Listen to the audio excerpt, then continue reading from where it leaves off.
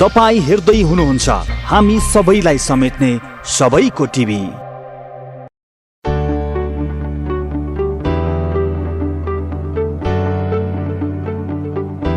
संघीय राजधानी काठमाडौँबाट नजिकै पर्ने जिल्ला काभ्रे पलाञ्चोकको सदरमुकाम हो धुलीखेल।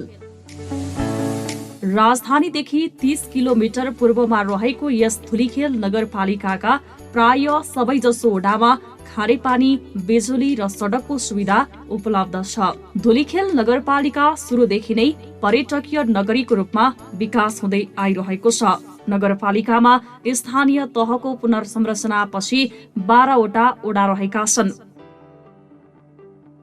देश संघीय संरचनामा गएपछि धुलीखेल नगरपालिकाले विभिन्न क्षेत्रमा राम्रै उपलब्धि हासिल गर्यो। 2074मा भएको स्थानीय निर्वाचनमा यस नगरको नेतृत्व अशोक कुमार ब्यान्जुले सम्हाले। ब्यान्जुले नगरको मात्रै नभएर देशभरिकै नगरपालिकाको नेतृत्व पनि पाए। यो अवसरसँगै स्थानीय सरकार सम्बद्ध संस्थाको समेत अध्यक्ष हुने अवसर मेयर ब्यान्जुले पाए। चौतर्फी नेतृत्व गर्ने अवसर मेयर अशोक कुमार ब्यान्जु श्रेष्ठले पाए। धुलीखेल नगरपालिकामा एमालेको सूर्य चुनाव चिन्हबाट उम्मेदवारी दिएका अशोक कुमार ब्यान्जु श्रेष्ठ 7,981 मत सहित नगर प्रमुखमा विजयी भएका हुन्। उपप्रमुखमा एमालेकै विमला कुमारी चौलागाई शर्मा 6,723 मत सहित विजयी भइन्। कार्यकाल सकिने लाग्दा चुनावी घोषणा पत्रमा उल्लेख भएका कतिपय काम पूरा भए भने कतिपय काम अधुरा नै छन्। 5 वर्षे कार्यकाल सकिने लाग्दा नगरपालिकामा केही सकारात्मक परिवर्तन पनि भए। चुनावी घोषणा पत्रमा भएका एक घर एक धारा, खुला दिशामुक्त नगर, शिक्षकको दरबन्दी मिलान, जिल्लाको पहिलो बालमैत्री नगर घोषणा, अभिभावक विहीन बालबालिकालाई संरक्षण गर्नु धुलीखेल नगरका मुख्य उपलब्धि हुन्। त्यस्तै एक वडा एक पार्क अभियान नै चलाएर नगरले अहिलेसम्म 51वटा पार्क निर्माण गरिसकेको छ।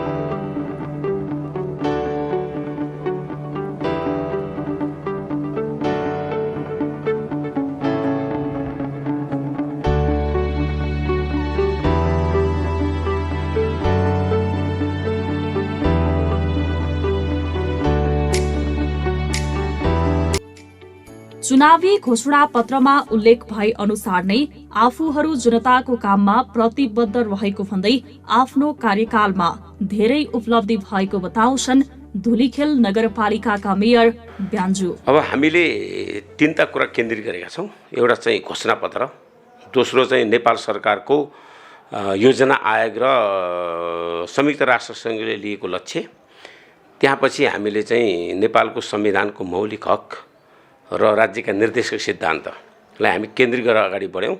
त्यसको बिचमा धुलीखेल नगरपालिका आफैले 25 वर्षभित्र समृद्ध धुलीखेल बनाउने भन्ने उद्देश्य राखेर एउटा हामीले रणनीतिक योजना बनायौँ। ती 4 वडामा हामी केन्द्रित भएर अगाडि बढ्यौँ। अहिले धुलीखेल नगरपालिका देशको गरिबीको अवस्था, धुलीखेल नगरपालिकाको हामी निर्वाचित हुँदा 13% थियो धुलीखेल नगरपालिकाको, देशमा 21% थियो। अहिले धुलीखेल नगरपालिकामा गरिबी निवारण भई 3.64% भएको छ। ठुलो एउटा हिस्सा गरिबी निवारणको। त्यो गरिबी निवारणमा हामीले सिपसँग, सशक्तिकरणसँग र उद्यमशीलतासँग जोडेर काम गऱ्यौँ। त्यसमा गरिबी निवारण मेयर कोष खडा गऱ्यौँ र दलित जनजाति आदिवासीहरू, अपाङ्ग महिलाहरूलाई स्वरोजगारको 900 भन्दा बढीलाई हामीले तालिम दियौँ र 16वटा उद्यमी समूह बनाएर कृषि, पर्यटन, उद्योग, कुटीर उद्योगहरू जस्ता कामहरूलाई अगाडि बढाएर एउटा गरिबी निवारणमा ठुलो उपलब्धि लिएका छौँ। यो चाहिँ संयुक्त राष्ट्र सङ्घले यसको अध्ययन पनि गरेको छ। अर्को हामीले पूर्वाधारमा 18वटा विद्यालयहरू हामीले चाहिँ व्यवस्थित ढङ्गले बनायौँ र त्यसका बावजुद हामीले शिक्षा क्षेत्रमा निम्न माध्यमिक र माध्यमिक तहमा इङ्ग्लिस म्याथ साइन्समा आधारित भएर MGML प्रोग्रामहरू सञ्चालन गऱ्यौँ। शिक्षक दरबन्दी मिलान र विद्यालय दरबन्दी मिलानको कामहरू गरिसकेपछि अहिले साक्षरताको स्थिति 71% साक्षर भएको धुलिखेल नगरपालिका अहिले साक्षर 98% साक्षर बनाएर अनौपचारिक शिक्षा समेत सञ्चालन गरी हामीले धुलिखेल नगरलाई साक्षर नगरपालिका घोषणा गऱ्यौँ। अहिले बालमैत्री नगरपालिका घोषणा भइसकेको छ, जुन कारणले गर्दा अहिले धुलिखेल नगरपालिका सबै बालबालिकाहरूको संरक्षण गर्ने, विकास गर्ने, प्रवर्धन गर्ने कामहरू अगाडि बढेको छ र यो नेपालकै 6औं र प्रदेशकै 4औं बालमैत्री सहरको रूपमा अगाडि बढेको छ। अब हाम्रो 61% जनताको घरमा चाहिँ शौचालय थियो, बाँकी थिएन। अहिले 98% जनताको घरमा शौचालय पुर्याएर खुल्ला दिशामुक्त पनि गरिसक्यौँ। अब हामीले विद्युतीकरण सायद अब 3% जनताको घरमा मात्र बत्ती पुगेको छैन, बाँकी सबैको घरमा हामीले बत्ती पुर्यायौँ। विद्युतीकरणमा पनि हामीले त्यो काम गरेका छौँ र धुलिखेल नगरपालिकामा 2टा राजमार्ग छोडेर धुलिखेल नगरपालिकाभित्र जम्मा 12.5 किलोमिटर पिच थियो। अहिले हामीले 46 किलोमिटर पिच बनायौँ, 410 किलोमिटर पिच बनायौँ र 410 किलोमिटर हामीले 410 किलो ग्राभल बाटो र 410 किलोमिटर हामीले ढलहरू बनायौँ भन्दाखेरि एक हिसाबले यो विकास निर्माणको हिसाबले यता गयो। अब कानुनको हिसाबले हामीले 68वटा कानुन निर्माण गऱ्यौँ, जुन स्थानीय सरकारले प्राप्त गरेको एकल अधिकारभित्र र नगरपालिकालाई अहिले तपाईले कर तिर्नका लागि नगरपालिका आउनु पर्दैन, एप्सबाट तिर्न सकिन्छ। नेपालको पहिलो एप्स पनि बनायौँ, अरू माध्यमद्वारा पनि कर तिर्न सक्ने स्थिति हामीले सृजना गऱ्यौँ। पूर्वाधारमा हामीले आधारभूत आवश्यकता परिपूर्ति गर्ने सन्दर्भमा धेरै पूर्वाधार सँगसँगै खानेपानीमा सबभन्दा बढी काम गऱ्यौँ। हाम्रो नगरपालिकामा जम्मा 33% जनताको घरमा मात्र खानेपानी पुग्थ्यो। अहिले हामीले 81% जनताको घरमा एक घर एक धाराको अभियान सुरु गऱ्यौँ। यो वर्ष 960 घरधुरीमा हामी पानी वितरण गर्दैछौँ। त्यो पानी वितरण गरेपछि 92% जनताको घरमा एक घर एक धारा शुद्ध पानी पुगेको छ। अब धुलिखेल नगरपालिका केही दिनभित्रै लाग्छ, आउने एक वर्षमा त सबै जनताको घरमा एक घर एक धारा पुगिसकेको सहरको रूपमा पानीको, बाटोको, स्कुलको, अब रोजगारको कुरालाई हामीले प्रवर्धन गरिसकेपछि हामीले अहिले स्वास्थ्यमा काम गरिरहेका छौँ।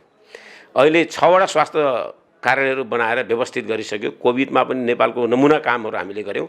अहिले 32 करोडको एउटा हस्पिटल बनाउँदैछौँ, त्यसमा चाहिँ हामी खुला डायलिसिस सेन्टर पनि बनाउँछौँ र सर्वरोग नियन्त्रण हस्पिटल बनाउँछौँ र धुलिखेल नगरपालिकाले प्रति व्यक्ति घर समूहसँग समूह बनाएर हामीले समुदायमा आधारित स्वास्थ्य कार्यक्रम र त्यो स्वास्थ्य सहर बनाउने र प्रदूषणमुक्त सहर बनाउने, जिरो कार्बन सिटी बनाउने भन्ने उद्देश्यका साथ हामी लागेका छौँ। जुन अहिले अन्तर्राष्ट्रिय सहरहरूमा 15वटा सहरले विश्वको कार्बन शून्य सहर बनाउने भन्ने कमिटमेन्टमा यो एसियाकै सहरहरूमध्ये पनि धुलिखेल परेको छ र हामीले त्यसले क्लाइमेट चेन्जसँग सम्बन्धित कृषिमा परेको क्लाइमेटको इम्प्याक्टलाई न्यूनीकरण गर्ने, खेती किसानीमा त्यसलाई प्रवर्धन गर्ने कुरा त्यसमा पनि हामी जोड्छौँ र धुलिखेल नगरलाई एउटा चाहिँ वातावरणमा एकदम राम्रो शान्त प्रदूषण नभएको सहर बनाउने उद्देश्यका साथ हाम्रो रणनीतिक योजना बनिरहेको छ।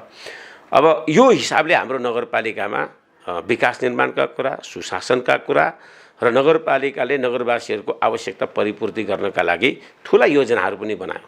ठुलो योजनामा अघि मैले भनिहालेँ स्वास्थ्यका कुरा, शिक्षाका कुरा, पूर्वाधारमा अन्य विकासका कुराहरू गर्ने क्रममा हामीले धुलिखेललाई पर्यटकीय सहर बनाउने भन्ने उद्देश्यले यहाँ भएका प्रति खाली जग्गाहरू, अरूले मिचेका जग्गाहरूको संरक्षण गर्ने सँगसँगै पार्कहरूको निर्माण गर्यो। एउटा पार्क धुलिखेल एउटा पर्यटकीय सहर भएकोले प्रवर्धन गर्नुपर्छ भनेर अहिले 53वटा पार्क भएको एउटा सहर धुलिखेल भएको छ, जुन नेपालको कुनै पनि सहरसँग त्यति एउटा पार्क छैन। एउटा पार्कको सहरको रूपमा विकास गऱ्यौँ।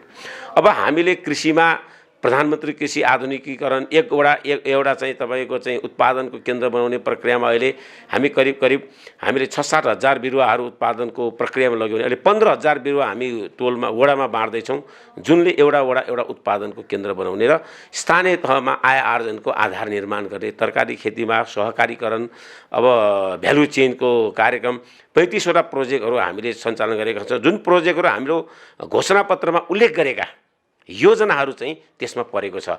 त्यसमा विविध ढङ्गले परेको छ, आय आर्जनसँग जोडिएको छ, फोर्मुलासँग जोडिएको छ, क्लाइमेट चेन्जसँग जोडिएको पनि छ। अब फोर्मुलामा पनि धुलिखेल नगरपालिका हाम्रो चाहिँ जम्मा 56% मात्र यहाँको फोहोर पानी प्रशोधन हुने नगरपालिका थियो। अहिले 71% फोहोर पानी प्रशोधन हुने नगरपालिका, व्यक्तिको घरबाट निस्केको फोहोर प्रशोधन गरेर मात्र खोलामा पठाउने प्रणाली स्थापित गरेर 18 करोडको प्रोजेक्ट हामीले विद्यमान नगरपालिका 4वटा प्रोजेक्टमा थपेका छौँ। अर्को 2टा प्रोजेक्ट पनि हामी यसमा ल्याउँदैछौँ। यसरी पूर्वाधारमा हामी अगाडि बढेका छौँ। अब एउटा चाहिँ औद्योगिक केन्द्र हामीले निर्माण गर्दैछौँ, जहाँ हामी कम्तीमा पनि 2000 मानिसले अबको 3 वर्षभित्र रोजगार पाउने गरी र त्यसमा 7वटा उद्योगहरू स्वीकृत गरिसकेका छौँ औद्योगिक विकासको लागि। यसरी अब घोषणापत्रमा त हामीले धेरै कुरा लेखेका छौँ। यहाँ अब तपाईँसँगको समयमा सबै कुरा भन्न त म सक्दिनँ, किनभने समय छोटो छ। तर मूलभूत रूपमा धुलिखेल नगरपालिकाले हामीले गरिबी निवारणसँग जोडेर एसडिजीका एक्टिभिटिजहरू सुरु गऱ्यौँ। दलितहरूको लागि, जनजातिको लागि, अपाङ्गको लागि परिषद गठन गरेर उनीहरूको आय आर्जन, सिप विकास, सशक्तिकरण र उद्यमशीलताको काम गऱ्यौँ, जसले नगरवासीमा रहेको सबैभन्दा पछाडि परेको वर्ग क्षेत्रलाई चाहिँ उत्थान गर्ने अवसर सिर्जना भएको छ। यता चुनावी घोषणा पत्रमा उल्लेख भए अनुसार र जनभावना अनुसार नगरपालिकाले काम गर्न नसकेको स्थानीयहरूको गुनासो छ। अब यस्तो देखिन्छ, यो 5 वर्ष होइन, अब उहाँहरूको टर्म चाहिँ सकिन लागिसकेको छ। अब धुलिखेल नगरपालिकामा कस्तो देखिन्छ भनेदेखि कार्यपालिकामा पनि अब एमालेको स्पष्ट बहुमत छ, नगरसभामा पनि स्पष्ट बहुमत छ भनेपछि उहाँहरूले आफूले चाहेको जस्तो संविधानले दिएको होइन एउटा कार्यक्षेत्रभित्र रहेर आफ्ना ऐन कानुनहरू बनाउन सक्ने, विभिन्न खालका नीतिहरू बनाउन सक्ने होइन, आफ्नै कार्यक्रमहरू योजनाहरू बनाएर काम गर्न सक्ने त्यो प्रशस्त मात्रामा उहाँलाई अवसर छ। अब अहिले समग्रमा के देखिन्छ भने 5 वर्षमा चाहिँ काम चाहिँ अलिकति मिश्रित खालको होइन। अब काम हुँदै भएन त्यस्तो पनि होइन, किनभनेदेखि अब जनप्रतिनिधि आइसकेपछि उहाँहरूले आफ्नै क्षमताले भ्याएसम्म उहाँहरूले काम पनि गरिराख्नु भएको छ होइन। तर अब कस्तो देखिन्छ भनेदेखि अब जनताको अपेक्षाभन्दा कता कता अलिकति बाहिर गएको हो कि होइन, त्यो खालको चाहिँ अवस्थाहरू देखिन्छ होइन। अब घोषणापत्रमा चाहिँ धेरै कुराहरू, अब दलहरूको घोषणापत्र हेर्दाखेरि त्यहाँ धेरै कुराहरू छन् होइन। अब आर्थिक विकासका कुराहरू, पूर्वाधार विकासका कुराहरू, सामाजिक विकासका कुराहरू, सुशासनका कुराहरू, त्यसै गरिकन अब वातावरण संरक्षणका कुराहरू पनि, ती सबै कुराहरू छन् होइन। तर अब सरसर्ती हेर्दाखेरि चाहिँ अलिकति यो मानवीय विकासको क्षेत्रमा होइन, सामाजिक विकासको क्षेत्रमा चाहिँ त्यति ध्यान दिन नसकेको हो कि होइन। अब बढी फोकस चाहिँ के छ भनेदेखि पूर्वाधार विकासमा छ हेर्नुहोस् होइन।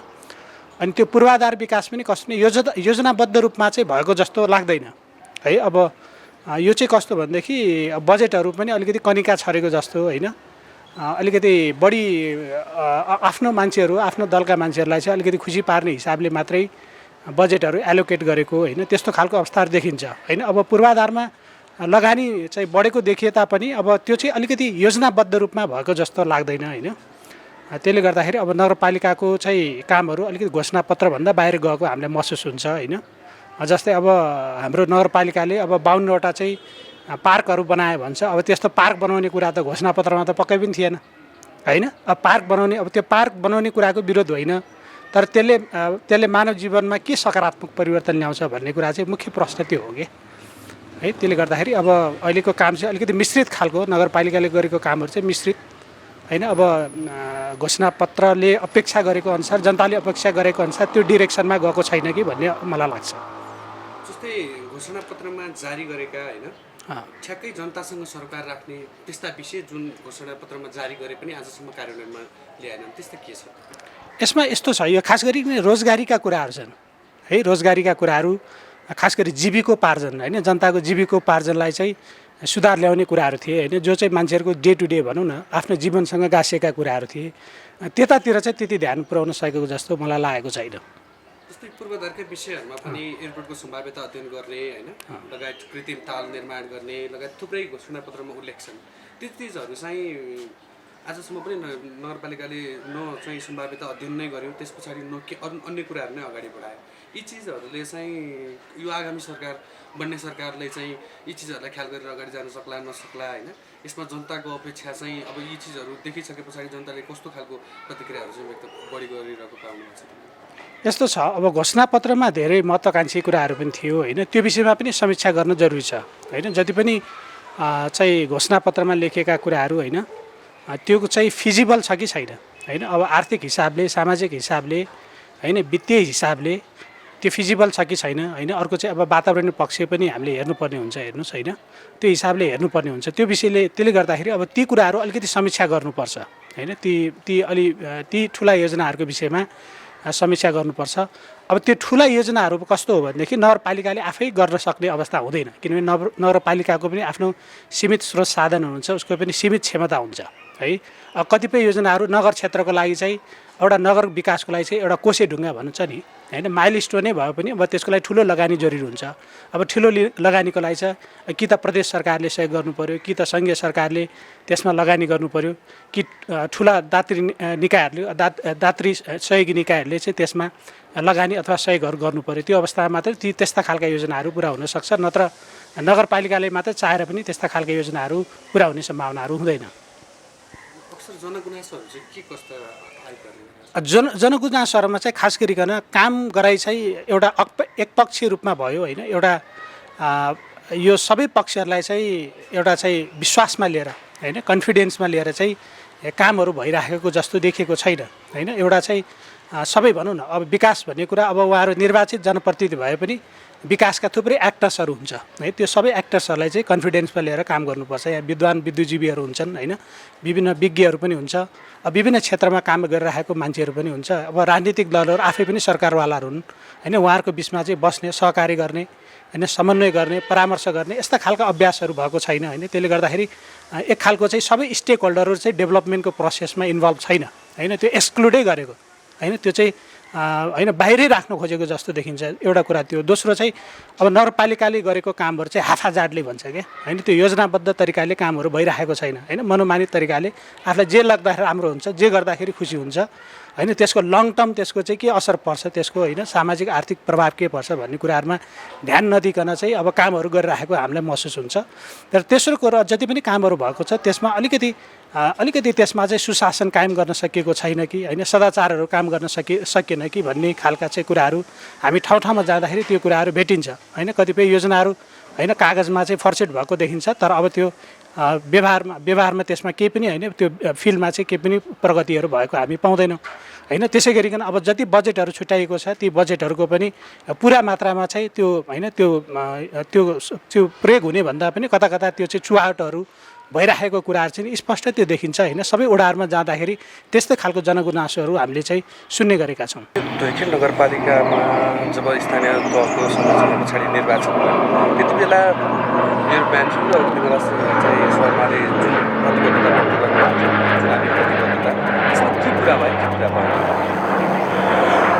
त्यो बेलामा धुलिखेल नगरपालिकाबाट चाहिँ जुन खालको चाहिँ घोषणापत्रहरू बनाएको थियो त्यसमध्ये धुलिखेल नगरपालिकाले गर्न खोजेको कुराहरू पनि हो, तर धेरै कुराहरू चाहिँ जनताको एक्सपेक्टेसन अनुसार चाहिँ मिट भएको छैन। जस्तै अब उहाँले ग्रास लेभलमा हुनुपर्ने विकास निर्माणका कुराहरूमा त्यति फोकस नगरेर अलिकति हाई ऱ्याङ्किङ हिसाबले चाहिँ अलिकति माथि नै उहाँहरूको, जस्तै जनताले बाटो भनिराख्दाखेरि उहाँले पार्कहरू बनाइराख्नु भएको छ, होइन। कृषिमा चाहिँ उहाँहरूले चाहिँ 7वटा परियोजना चाहिँ नगरपालिकाभरि छ भन्दाखेरि एउटा कृषकले साधारण सुविधा केही पनि पाइरहेको छैन। परिषद गठन गरेको छु भन्नुहुन्छ, परिषदको लागि 5 करोडभन्दा बढी चाहिँ नगरपालिकाको पैसा खर्च भइसकेको छ, त्यसको आउटपुट केही पनि खासै देखिँदैन। सडक बत्तीको लागि चाहिँ 2 करोड 24 लाखभन्दा बढी चाहिँ गत वर्ष मात्रै विनियोजन भएर खर्च पनि भइसकेको छ। सडक बत्तीहरू चाहिँ गाउँ गाउँमा पुगेको छैनन्।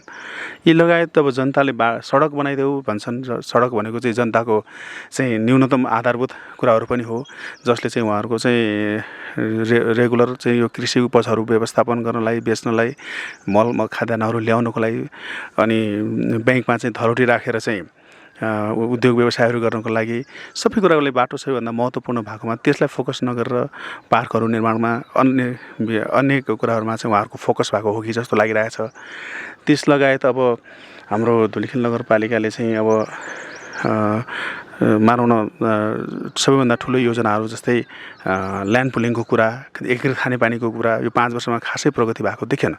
मेरो विचारमा एउटा नगरपालिका अथवा गाउँपालिका प्रमुखले केही गरी चाहिँ इच्छा राख्यो भने, इच्छा शक्ति भयो भने आफैले बनाउन सक्ने कानुन, त्यहाँ जाने प्रतिनिधिहरूले बनाउन सक्ने कानुन, त्यो सबै व्यवस्थापन गर्न सक्ने 5 वर्षमा कम्तीमा पनि स्वर्ग बनाउन सक्ने लाइनमा जान सक्थ्यो होला, तर त्यो धुलिखेल नगरपालिकामा खासै देखिएको छैन। जस्तै तपाईँ जनताको प्रतिनिधि पनि हुनुहुन्थ्यो, के कस्ता गुनासाहरू सुन्न पाइन्थ्यो नगरपालिकाको विषयमा? जनताले चाहिँ के अपेक्षा गर्थे तर नगरपालिकाको बाटो चाहिँ कतातर्फ मोड्यो? अब एकजना चाहिँ गाउँको चाहिँ एकजना जनता अथवा गाउँ वडावासी नगरपालिकामा खासै इम्पोर्टेन्ट कुराहरू लिएर त जाँदैन। नगरपालिकामा मान्छे दुःख हुन्छ र समस्या लिएर जाने हो।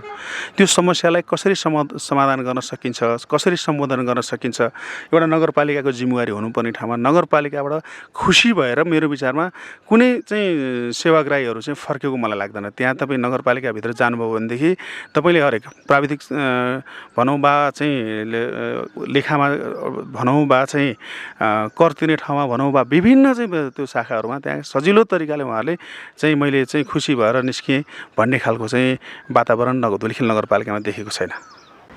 मलाई त लाग्छ कुनै पनि पुरा भएको छैन, किनकि उहाँहरू जितेर जानुभएपछि 2 जना थियो, हामी परिषद पनि गठन गर्नुभएको थियो।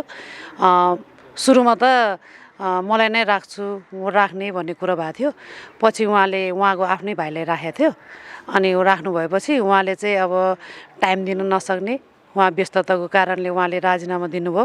त्यसको 1 वर्षपछि मलाई नियुक्ति गर्नुभयो जनजाति परिषदमा। त्यसपछि जुन जनजाति परिषदलाई आएको बजेट पनि मेरो हातमा आउँदैन, सबै मेयर साहबले गर्नुहुन्छ।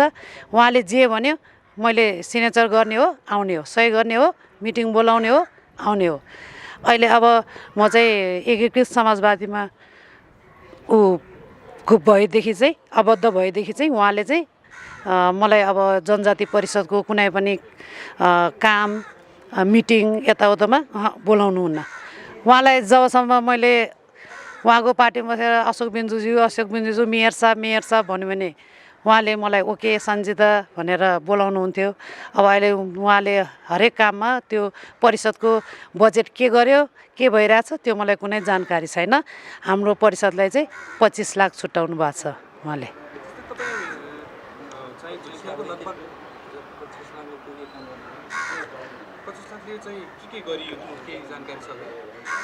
छैन, किनभने मैले राखेको काम एउटा पनि भएको छैन। एउटा काम चाहिँ ड्राइभिङको राखेको थिएँ मैले महिलाहरूलाई, विशेष गरी विपन्न वर्गको महिलाहरूलाई। अब म चाहिँ ड्राइभिङ गरेरै आफू आत्मनिर्भर हुन चाहन्छु भन्ने महिलाहरूलाई, विपन्न वर्गको महिलाहरूलाई चाहिँ मैले छानेर प्रत्येक वडाबाट 1-1 जना 12 जनालाई ट्रेनिङ दिने भनेको थियो। उहाँ त्यो एउटा चाहिँ मैले बल्ल बल्ल यही बनेपामा एउटा ट्रेनिङ सेन्टरमा ट्रेनिङ दिएको थियो महिलाहरूलाई, त्यही एउटा हो। अहिले अब सुन्नमा आएको चाहिँ 4 नम्बर वडामा, धुलिखेल 4 नम्बर वडामा ढाकाको तालिम दिइरहेछ अरे, त्यो मलाई कुनै जानकारी छैन।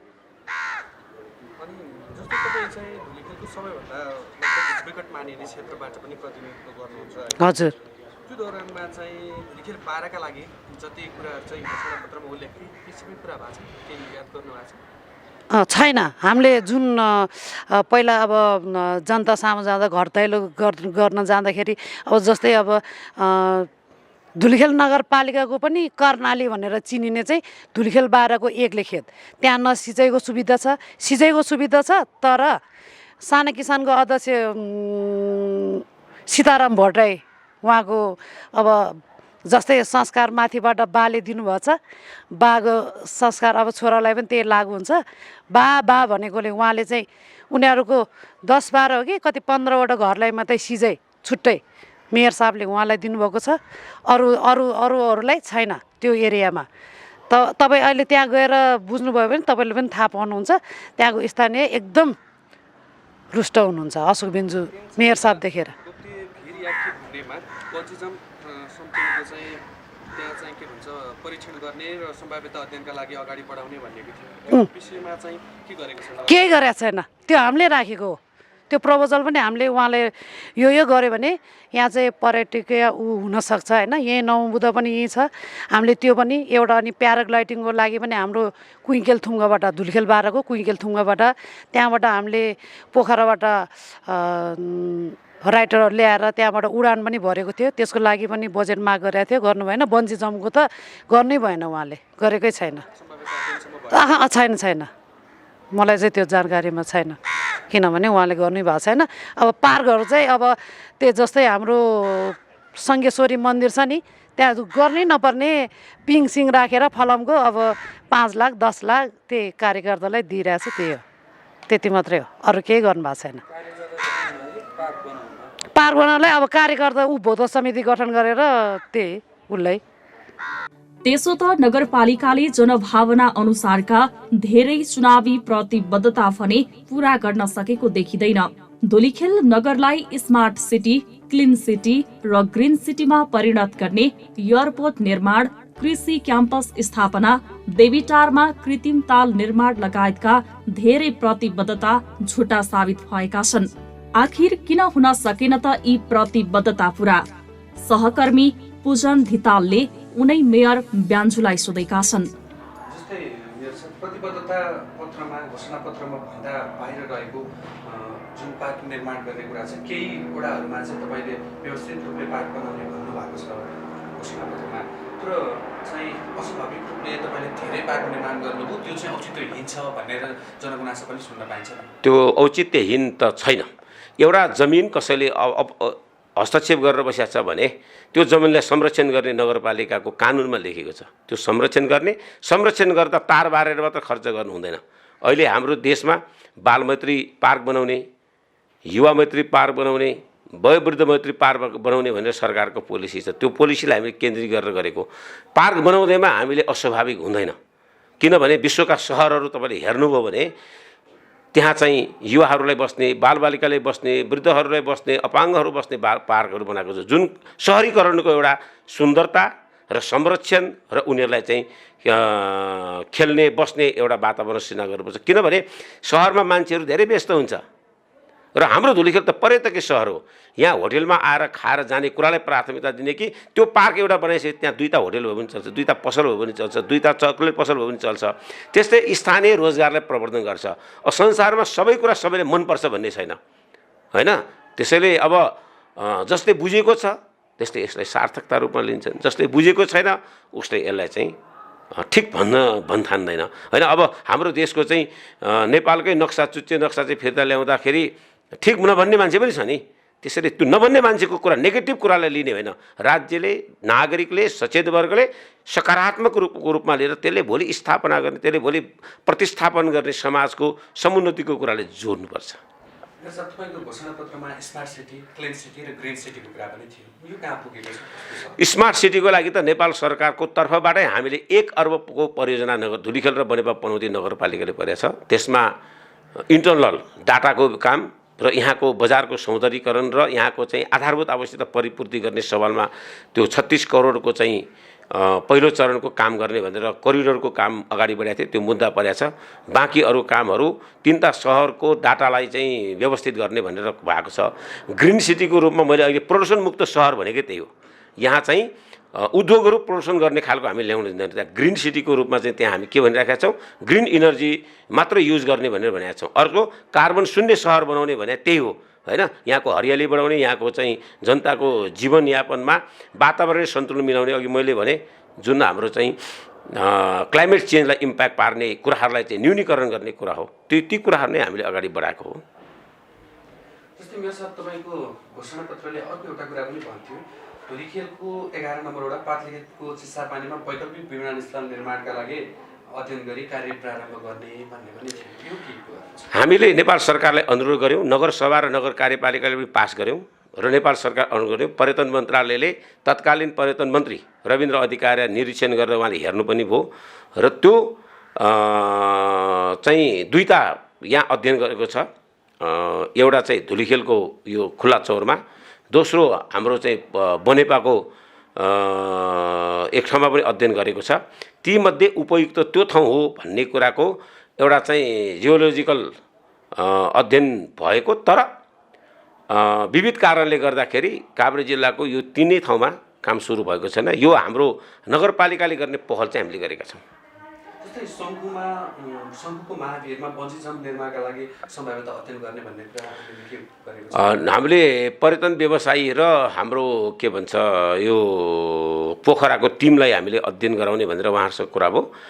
यो के भन्छ यो हाम्रो एउटा चाहिँ त्यो फ्लाइङ गर्ने चाहिँ अध्ययन भयो। यो अध्ययन गर्ने कुरामा चाहिँ उहाँहरूले हामीले प्रपोजल दिनुभएको छ त्यो प्रपोजल अनुसार चाहिँ उहाँहरूले 3 ठाउँमा गर्ने भनेको छ। 3 ठाउँमा अध्ययन गर्ने क्रममै छ। यो काम अगाडि चाहिँ बढेको छैन अहिले।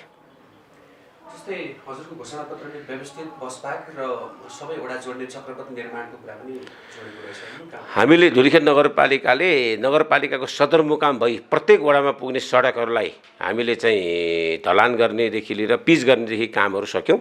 1-2 ठाउँको थोरै 200-300 मिटरको काम बाँकी छ बतासेको, बाँकी त्यहाँ पनि सबै सम्पन्न भएको छ। चक्रपथको अध्ययनको क्रम सुरु भयो, त्यो काम अगाडि बढेको छ। चक्रपथलाई धेरै समस्या नहुने रहेछ हाम्रो, किनभने हाम्रो नगरसँग जोडेका सबै चक्रपथ एरियामा चाहिँ रोड जोडेको छ। जम्मा अहिले खावाबाट रबियोपी र रबियोपीबाट देवीतारको चक्रपथको काम मात्र बाँकी छ। जस्तै घोषणापत्रले अर्को एउटा कुरा पनि भन्थ्यो, देवीटारमा चाहिँ देवीटार क्षेत्रलाई कृत्रिम ताल निर्माण गर्ने भन्ने कुरालाई त्यो नेपाल सरकारलाई हामीले अनुरोध गऱ्यौँ। त्यो हाम्रो मात्र कार्यक्रम होइन, नेपाल सरकारको पनि कार्यक्रम हो। र 5 खाल धुलिखेल नगरपालिका र नेपाल सरकारको बिचको, किनभने त्यो तल्लो तटीय क्षेत्र 5 खालमा पर्ने असरलाई न्यूनीकरण गर्ने कुरा र माथिल्लो तटीय क्षेत्रको विषयमा भनेर हामीले नेपाल सरकारलाई यो कार्यक्रम चाहिँ अगाडि बढाउनका लागि अनुरोध गरेका छौँ। धुलिखेलको देवस्थान, एक्लेखेलको हात्तीगौडा, शङ्खु, पाटलीखेलको चिसापानी भेउचाल निर्माण, अब यो चाहिँ जस्तै देवस्थानमा चाहिँ पुरानो भइरहेको भूकम्पले केही क्षति भए पछाडि हामीले त्यसलाई पार्कको नयाँ अवधारणामा लग्यौँ नगरपालिकाले, त्यसमा चाहिँ घोषणापत्रले चाहिँ तपाईँले त्यहाँ पार्क भेउचाल पनि बनाउँछ भन्नुभयो। हामीले यो योजनालाई चाहिँ हामीले ड्रप गऱ्यौँ, फिर्ता लियौँ। किनभने भ्यू टावर बनाउने विषयमा ठुलो एउटा चाहिँ हाम्रो राष्ट्रिय योजना आएको कार्यक्रममा एउटा पहाडको बस्तीहरूमा पहाड नै एउटा चाहिँ भ्यू टावरको रूपमा रहने भएको हुनाले त्यसले चाहिँ अर्को त्यो पहाडमाथि अर्को चाहिँ भ्यू टावर बनाएर खर्च नगरौँ, त्यसलाई चाहिँ मनोरञ्जन पार्कको रूपमा विकास गरौँ भन्ने कुरा राष्ट्रिय योजना आएको एउटा चाहिँ टिमसँग छलफल भएपछि यो खर्चलाई न्यूनीकरण गरेर पार्क प्रक्रियामा यसमा संलग्न गऱ्यौँ। त्यस्तै तपाईँको घोषणापत्रले अर्को एउटा कुरा पनि भन्थ्यो सर, सार्वजनिक निजी साझेदारीमा तपाईँले एउटा कृषि क्याम्पसको स्थापना गरी सञ्चालन गर्ने पनि भन्नुभयो। कृषि क्याम्पसको लागि चाहिँ हामीले धुलिखेल नगरपालिकाले 4वटा बोर्डले बैठकले पासै गरेका थियौँ। हामीले एउटा चाहिँ इन्जिनियरिङको, एउटा टुरिज्मको, एउटा कृषिको र एउटा चाहिँ यो विविध सिपको विकासको विषयमा काम गर्ने भनेर सिप विकासमा काठमाडौँ विश्वविद्यालयसँग मिलेर गऱ्यौँ र विभिन्न हाम्रो चाहिँ यो इन्स्टिट्युसनसँग मिलेर अघि मैले भने 900 भन्दा बढी मान्छेले तालिम दिने काम गऱ्यौँ। एउटा सञ्जीवनी स्कुलमा सब ओभरसियरको चलिराखेको छ र कृषिको अध्ययनको विषयमा यो हामीसँग पूर्वाधार अलि धेरै चाहिने रहेछ। पूर्वाधार धेरै चाहिने भएको हुनाले हामीले काठमाडौँ विश्वविद्यालयसँग यसमा छलफल गर्दाखेरि विश्वविद्यालयले अल्टिमेटली 5 खालमा यो काम गर्ने भन्ने खालको कुरो भयो र सिटिबिटी मार्फत चाहिँ एउटा चाहिँ टेक्निकल स्कुल मार्फत चाहिँ कुनै एउटा स्कुलमा चलाउने कि विद्यालयमा आधारित भनेर योजना बनाएका थियौँ। तर कोभिडले गर्दाखेरि त्यो सिटिबिटीको कार्यक्रम अगाडि बढ्न सकेन। जस्तै मेयर साहबको घोषणापत्रले चाहिँ अर्को के पनि हामी स्वस्थ सहरको अवधारणामा पनि अगाडि बढेका छौँ भन्नुभयो अघि के होइन। हामीले प्रत्येक वडामा 24 घण्टा सेवा सुनिश्चित भएको प्रयोगशाला, एक्सरे, पर्याप्त औषधि सहितको स्वास्थ्य संस्थाको व्यवस्थापन गरिने भन्नुभएको। हामीले स्वास्थ्य सहरको कार्यक्रम त सुरु नै गरिसकेका छौँ। यसको अध्ययन पनि भएर रिपोर्ट पनि आइसकेको छ। त्यसको अभियान अन्तर्गत मैले अघि भनिहालेँ, एउटा हस्पिटल हामीले बनाइसक्यौँ, अर्को चाहिँ डायलिसिस बनाउँदैछौँ, अर्को प्रदेशकै ठुलो ल्याब होइन हामीले चाहिँ धुलिखेलमा स्थापना गरेका छौँ र धुलिखेल हस्पिटलसँग मिलेर कम्युनिटी बेस्ड टेक्निकल के भन्छ यो ल्याबलाई हामी इन्डोर्स गर्ने भनेर काम गरेपछि अहिले धुलिखेल नगरपालिका आसपासको क्षेत्रहरूमा धुलिखेल अस्पतालले त्यो सर्भिस प्रोभाइड गर्ने, त्यसले नयाँ नबनाउने र धुलिखेल नगरपालिकामा ठुलो एउटा ट्रोमा सेन्टर हामीले बनाउने भनेर अहिले जापान सरकारसँग काम अगाडि बढेर सम्भवतः 3 अर्बको एउटा चाहिँ अत्याधुनिक ट्रोमा सेन्टर हामी धुलिखेल नगरपालिका, काठमाडौँ विश्वविद्यालय, धुलिखेल हस्पिटल र जाइकासँग मिलेर बनाउँछ। त्यसैले कतिपय योजनाहरू चाहिँ त्योभन्दा पनि परिमार्जित र परिष्कृत भएर बनेको छ। त्यो स्वास्थ्य सहर सायद साउथ एसियाकै पहिलो कार्यक्रम हो। हामीले मैले भनिहालेँ स्वास्थ्य चौकीहरू बनाइसकेका छौँ, त्यहाँ चाहिँ बर्थिङ सेन्टर बनाइसकेका छौँ, त्यहाँ ल्याबको व्यवस्थाहरू गरेका छौँ, सबै कुरा गरेका छौँ। चिडियाखानाको लागि हामीले 50 लाख रुपियाँ पैसा विनियोजित गरेका थियौँ र काठमाडौँको ललितपुरमा भएको चिडियाखानाको चाहिँ त्यो प्रस्ताव हामी आएको थियो। तर त्यो चाहिँ पछि भक्तपुर जाने भएर अहिले प्रदेश सरकारसँग यो काम अगाडि बढाउने र भन्ने कुरा भएको छ र धुलीखेलको यो टुडीखेल एरियामा चाहिँ हामी त्यसको परिकल्पना गरेर अगाडि बढाउने भनेर त्यो पार्कमा चाहिँ हाम्रो योजना छ। प्रत्येक वडामा खेल मैदान अनि सँगै यो केन्द्रको स्थापना पनि भनेको छ। खेल मैदान प्रत्येक वडामा बनेको छ। 3 वडामा ठुल्ठुलो खेल मैदान नै बनेको छ। 2 नम्बर तपाईँको धुलीखेलको र 11 नम्बरमा, अनि बाँकी वडामा हामीले भलिबल कोर्ट बनाइराखेका छौँ। अनि त्यसपछि कहीँ चाहिँ सानो सानो खालको फुटबल खेल्ने र अरू गेमहरू, अब कबड हलको कामहरू हाम्रो यहाँ 50 लाखको कबड हल निर्माण भइराखेको छ। हामीले तुलनात्मक रूपमा एक वडा एउटा खेल मैदान भन्ने अभियानलाई अगाडि बढाएका छौँ।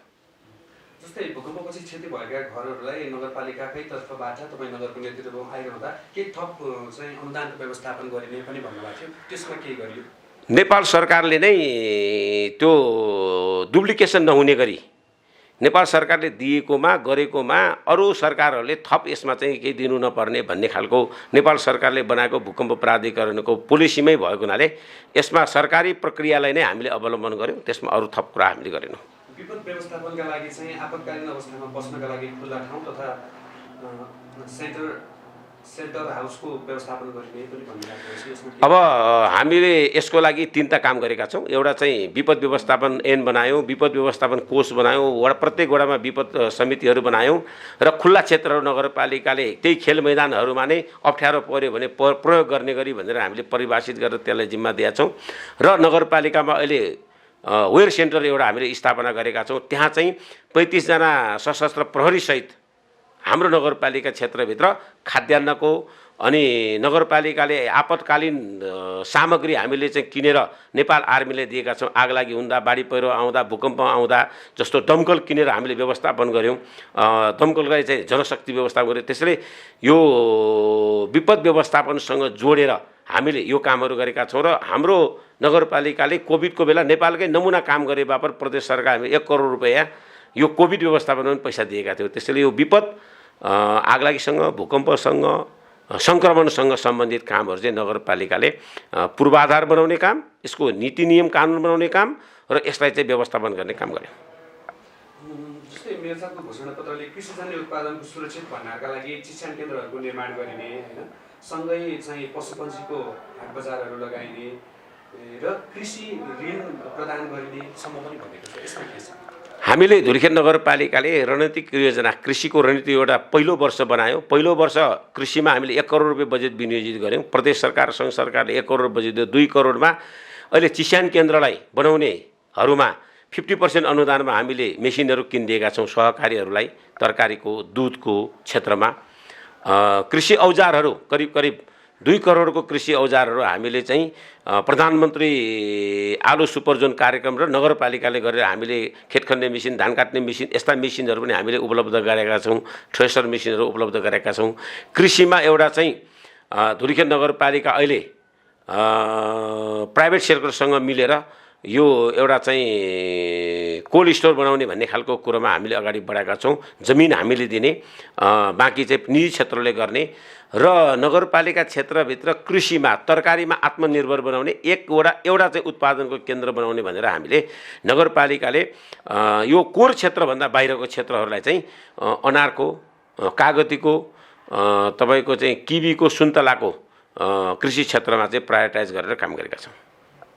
जस्तै यो घोषणापत्रले नै सबै वडामा सेवा केन्द्रमा बैंकिङ सेवा पुर्याइने भनेको छ, त्यसमा सहकारी पुर्याउने भनेको कि हामीले सबै वडामा बैंकिङ सेवा पुर्याउने भनेको चाहिँ 2 प्रक्रियाबाट हो। एउटा चाहिँ यो कृषि प्रणालीलाई अघि तपाईँले भन्नुभएको कुरालाई जोड्ने हो भने अहिले नेपालको चाहिँ 2 बैंकसँग हामीले मेगा बैंक र हाम्रो चाहिँ नबिल बैंकसँग हामीले बैंकिङ प्रक्रियालाई चाहिँ तलसम्म पुर्याउने भन्ने उद्देश्यले अहिले 6वटा बैंकलाई वृद्ध भत्ता, अपाङ्ग भत्तालाई, विधवा भत्तालाई चाहिँ हामीले वडामै पुर्याइसकेका छौँ। अब इन्डिभिजुअल मानिसहरूले बैंकिङ सेवा प्राप्त गर्ने अब जम्मा हाम्रो चाहिँ 5वटा वडा मात्र पुग्न बाँकी छ। त्यो चाहिँ बैंकिङ सेवा यहाँ धुलीखेलमा भएको 6वटा बैंकले नै त्यसलाई चाहिँ सर्भिस डेलिभरी दिने खालको कुरो छ। र त्यो बैंकिङ सेवा चाहिँ हामीले 2 कोण छ। एउटा चाहिँ कृषि उत्पादनलाई केन्द्रित गरेर उद्यमी विकास गर्नेसँग सम्बन्धित छ, जुन अहिले सम्झौता भई अगाडि बढेको छ। अर्को चाहिँ त्यसमा कृषि ऋण भन्ने छ। एउटा किसानले पहिलो चरणमा 2 लाखसम्मको ऋण कुनै पनि धरोती नराखिकन लिने प्रक्रिया अवलम्बन भएको छ। उसले कृषि कार्ड दिन्छ र कृषकलाई त्यो कार्ड अनुसार उसले सामान किन्छ र उसले किनिसकेपछि त्यो ऋणको रूपमा परिणत हुन्छ र न्यून नेपाल सरकारकै पोलिसी अनुसार न्यून रेटमा काम गर्ने प्रक्रियामा छ।